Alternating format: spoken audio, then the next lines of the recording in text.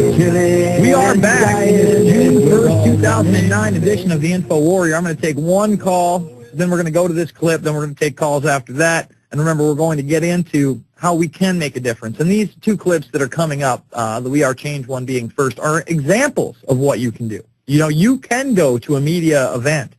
You can ask a question of somebody of authority, their lordship. I'm not saying you're going to get an honest answer or an answer you like, but put it on the record. Remember, our greatest weapon in this info war is the camcorder. It's an amazing device.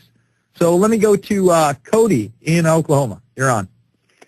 Hey, yeah, Jason, I was wondering if you had heard about Mr. Authorita fighter himself, Glenn Beck, having a little comedy tour. I know that he has like a one-man show where he sits there and tells everybody how great he is and how lucky he is and how he loves them all, and without them it isn't possible. Oh, yeah. He's a performer, man.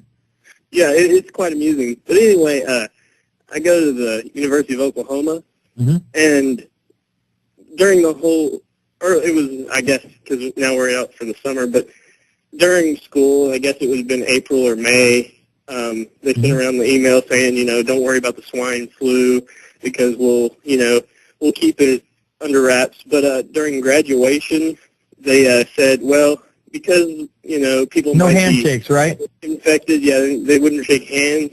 And so it's all about the fear, man. They have to make people scared, and I think they got a real kick to the nuts, if you will, when after this whole hype had really kind of started to subside, they did a poll. You know, how many of you are going to take this swine flu vaccine? And the headline said less than 30% will take swine flu vaccine. You read the article, it's 18%. It's less than 20%. You see how the media, yeah, it's less than 30% too, but you just upped it by quite a bit.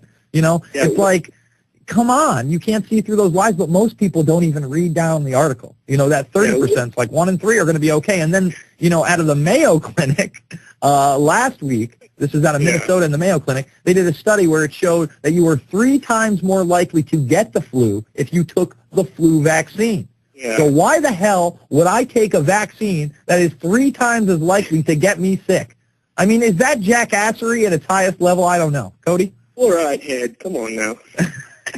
You know what it is? It really is that high fructose corn syrup with the mercury, man. It must be just dumbing us down to another level. I mean, I guess I was kind of passive at the point that I realized that they were cutting, you know, the high fructose death syrup with mercury. I was just like, yeah, that sounds about right. But when you really think about it, yeah, let's cut poison with heavy metals and make it more poisonous. It's unbelievable. I thank you for the call. All right, let's jump to this clip. We Are Change New York, always out there, always doing good work, fighting the good fight. Hit it. Here with Manny Badillo, going to ask our Senator Gillibrand what she thinks about 9/11 Truth. Nice to meet you. And so happy. Where are you from? We are from GCN.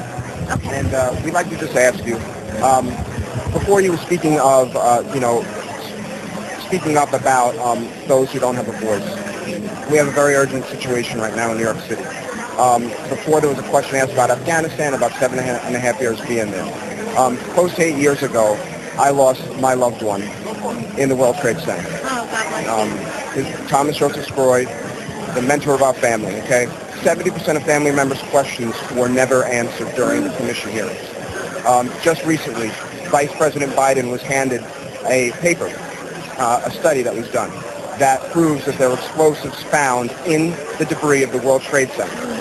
I'm asking you how you feel, given the fact that family members, first responders, scientists, and even your colleagues feel that there should be a new and open investigation into what happened in New York City on 9/11. Do you support a new investigation into what happened? Well, based on what you just told me, and that 70% of the family's questions weren't answered, I think those questions should be answered. So if that means another review or a fuller hearing or more opportunities to families, I will support that, because I do think it's important that every family member has every question answered. Would your office accept the study and to be able to take a look at it and review? I will certainly look at the study and review it. Absolutely. And also there's the James Droga bill that's on the Senate floor right now.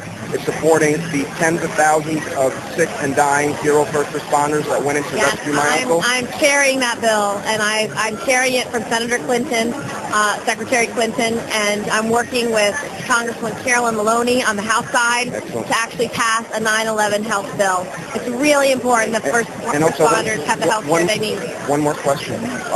We have a petition that's taking place right in New York City to get on the November ballot the ability for New York City voters to decide whether or not to have that 9/11 investigation with subpoena power privately funded. Do you support the efforts of over 40,000 so far New York City residents in having the question whether or not to have a 9/11 investigation in New York City on the November ballot? I would very much like to look at that issue because that sounds like something that the voters really should be part of the discussion. So will you give me that information so I can review it? Yes, absolutely, ma'am.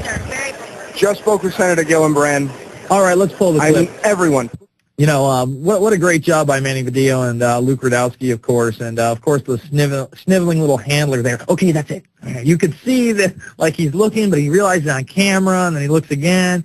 Hopefully we're going to, you know, hold their feet to the fire. And somebody does go to one of these events where they are able to ask her a question or approach her. Do so with the camera. Say, hey, I saw you on YouTube. I'm really glad that you're going to take a look at this latest Stephen Jones paper. I'm very glad that you are supporting the James Zadroga bill. I'm also very glad that you're open to 9/11 truth. Here's a copy of Fabled Enemies. Here's a copy of Loose Change Final Cut. Why don't you just take a look at the evidence presented in this and see for yourself if you don't think that a new investigation is warranted. Unfortunately, she really is handled by Secretary of State Hillary Clinton, who appointed her. So, you know, it's a double-edged sword. You don't want to keep giving up, but you don't want to be naive enough to think that she's just going to jump on the bandwagon after one conversation. And that's why we have to continue to ask her about these issues. We're going to go in-depth with that tomorrow with Luke Rudowski and, of course, Manny Badillo. Again, you want to start your own chapter of We Are Change? You want to join a chapter of We Are Change? Go email dan@wearechange.org right now. Tell him Jason Bermas, the Infowarrior, sent you, and he will hook you up, I promise. These are the most active cats in the movement, in my humble opinion. I love them very much. All right, let's go to Michael in Illinois. Michael, you're on the air. Hi, Jason. Hello. Hi, I just yeah, hello. Mm-hmm. Yeah. I just had an idea for a T-shirt. Okay. It was let's say the Obama "We Are Change" on the front. Mm-hmm. And then I'm sorry, not "We Are Change," but "Yes, We Can" on the front, and then on the back, say no to the New World Order. That's not a bad idea. I mean, we have the worst president ever with Bush on the front shirt, and then on the back until now, and it's Barack Obama. Not a bad idea. Personally, I like the "Yes, we can, no, we didn't" logo. I mean, and once you say to people, you know, he said, yes, we can get out of Iraq. No, we didn't. You know, he said, yes, we can close Guantanamo. No, we didn't. You know, I mean, there's just so many things this guy has said we were going to do that we haven't done and aren't going to do because that's not on the agenda. It's disgusting. I thank you for the call, Michael. Let's go to Maria in California. Maria, you're on the air. Bring your attention to articles I saw today. One of them was the journalist was Glenn Somerville, and it's about Chinese students who laughed at Timothy Geithner when he said that the U.S. Treasury bonds were safe investments. When was this? When did this happen? Today. It came out today. Oh, it came out today, and this was while Geithner was over there with Japan. He spoke in front of a school of Chinese students, and he said that the dollar was sound, and they laughed at him? Yeah. That's pretty good. What else you got for me? Yeah, and then another one was today when Obama came out to announce the bailout for GM. Mm-hmm. I was noticing his labor secretary in the back. You should see the video because it's very, just listen to his words, but look at her face as he's talking about how the generation is going to have to sacrifice enough for the next generation to be able to prosper. Well, this is all about us taking a carbon tax, taking a lower standard of living, getting used to living in a second world. I mean, that's the agenda. I thank you for the call, Maria. That's why he's been talking about sacrifice since he's gotten in. Yes, we can make you live in a smaller house. Yes, we can get you to accept a mobile health van. Yes, we can abuse you as police officers. Yes, we can RFID chip everybody in the whole wide world. In fact, I want to bring that up. One of the little news things I gave you guys is the new passport. Oh, I'm sorry, it's not the new passport. It's basically this program where if you're willing to give up all your biometric data, you get a new card. It's an interactive website. It's called flycare.com or flycare.net, guys. And I want it up on the screen for PrisonPlanet.tv.